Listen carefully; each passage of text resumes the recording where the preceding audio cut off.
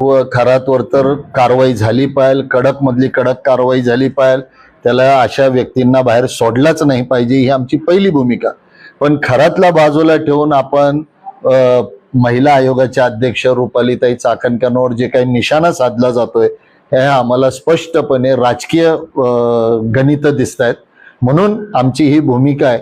जर रुपालीताई चाकणकर महिला आयोगाच्या अध्यक्ष असताना जर त्यांनी काही दखल घेतल्या नसतील, त्यांनी त्यांच्या कामामध्ये कुचराई केली असेल तर आपण बोललं पाहिलं. तर ज्या वेळेला त्या तक्रारी दाखल झाल्या त्यावेळेला आपण बोललं पाहिजेत. आज खरातला जे धरलंय, खरातचे जे षडयंत्र चालू आहे, खरातचे जे कुरकर्म चालू आहेत, हे जे पोलिस काही डोळे बंद करून होते का? नाशिकमध्ये खरातच्या विरोधात पोलीस कंप्लेंट झाल्याचं आम्हाला कळतंय.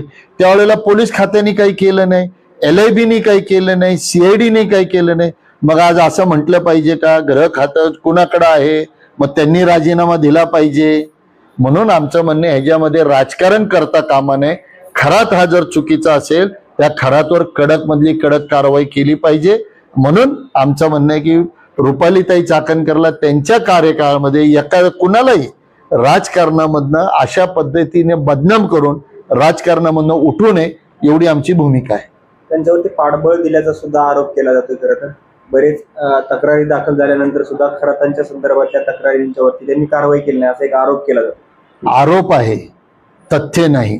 मग आरोप ज्या वेळेला आपण करता तर ज्या वेळेला त्यांच्याकडे ही तक्रार दाखल झाली आणि त्यांनी त्याच्यावर ऍक्शन घेतली नाही, मग त्यावेळेला तुम्ही आंदोलन का नाही केलं? त्यावेळेला तुम्ही प्रेस कॉन्फरन्स का नाही घेतलं? त्यावेळेला तुम्ही गप्प का बसले?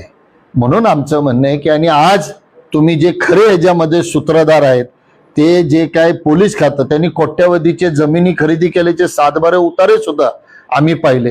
पोलीस खातं, महसूल खातं सगळेच गप्प आहेत. मग का नाही चौकशी केली CIDने त्याची? का नाही? आणि मग जर तुम्ही चौकशी केली नाही, तुम्ही त्यांना पाठीशी जर घातलं असेल, पोलीस कंप्लेंट हो सुद्धा, मग ते खातं गृह खातं त्याला जबाबदार आहे, गृहमंत्री त्याला जबाबदार आहे. म्हणून मी परत एकदा सांगतोय की जे काही चित्र समोर दिसतंय हे फक्त रुपाली चाकणकर नाही, ते एखाद्या राजकीय माणसाला टार्गेट करण्याचं काम चालू आहे.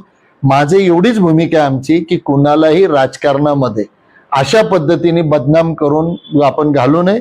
काँग्रेसने हे सोसलेले, दुसरे कुणी सोसू नये, हेच आमचे विषय.